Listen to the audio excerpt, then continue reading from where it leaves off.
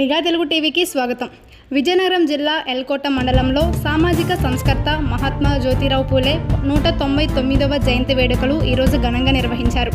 ఎల్కోట తహసీల్దార్ కార్యాలయంలో జరిగిన ఈ కార్యక్రమానికి శృంగరపుకోట నియోజకవర్గ ఎమ్మెల్యే కోళ్ల లలిత కుమారి ముఖ్య అతిథిగా హాజరయ్యారు. ఈ సందర్భంగా ఆమె పూలే చిత్రపటానికి పూలమాలలు వేసి ఘనంగా నివాళులర్పించారు. అనంతరం మాట్లాడిన ఎమ్మెల్యే కోళ్ల లలిత కుమారి అట్టడుగు వర్గాల అభ్యున్నతి కోసం మహాత్మా జ్యోతిరావు పూలే చేసిన సేవలు చిరస్మరణీయమని పేర్కొన్నారు. సామాజిక సమానత్వం కోసం ఆయన జీవితాంతం పోరాడారని, ప్రతి ఒక్కరూ ఆయనను స్ఫూర్తిగా తీసుకొని ఆయన చూపిన మార్గంలో నడవాలని పిలుపునిచ్చారు. ఈ కార్యక్రమంలో స్థానిక నాయకులు, అధికారులు, కార్యకర్తలు పెద్ద సంఖ్యలో పాల్గొన్నారు.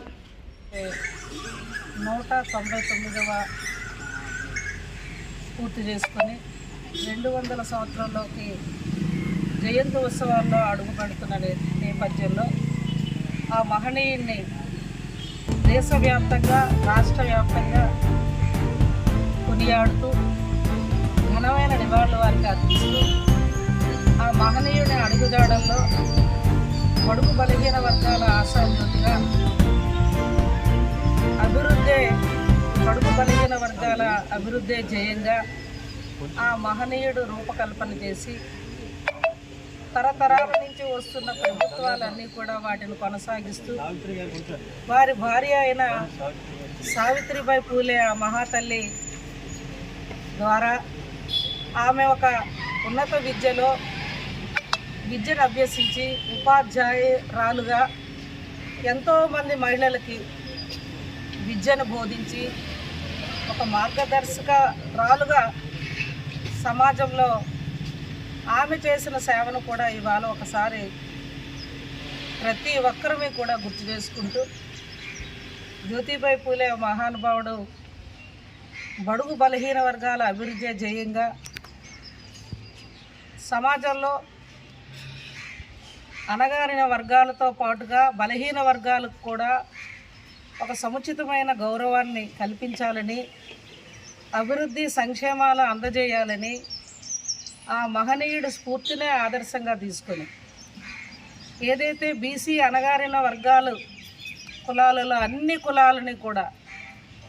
ఆనాడు స్వర్గీయ అన్న ఎన్టీ రామారావు గారు కావచ్చు, ఈనాడు ప్రస్తుత మన రాష్ట్ర ముఖ్యమంత్రి వర్యులు చంద్రబాబు నాయుడు గారు, ఉప ముఖ్యమంత్రి వర్యులు పవన్ కళ్యాణ్ గారి సహకారంతో అనేక సంక్షేమాలకు స్వీకారం చేస్తూ ఏదైతే విద్యలో ప్రాధాన్యత ఇస్తున్నాం, ఉద్యోగ రిజర్వేషన్లో బీసీ వర్గాలకు ప్రాధాన్యత ఇవ్వడం, మహిళలకి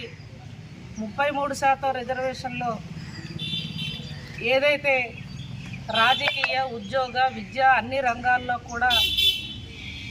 మహిళలకు పెద్దపీట వేస్తున్నాం. మరి అదేవిధంగా బీసీలో కులాలలో ఉన్న అన్ని వృత్తుల వారిని కూడా ఆ మహనీయుడు పెట్టిన ఆనాటి ఆశయాల్ని ముందు తరాల వరకు కూడా కొనసాగిస్తూ చంద్రబాబు గారి నాయకత్వంలో ఇవాళ విద్య కోసం బీసీ స్టడీ సర్కిల్స్ని పెట్టారు, విదేశీ విద్యను పెట్టారు, మహిళా గురుకులాలు,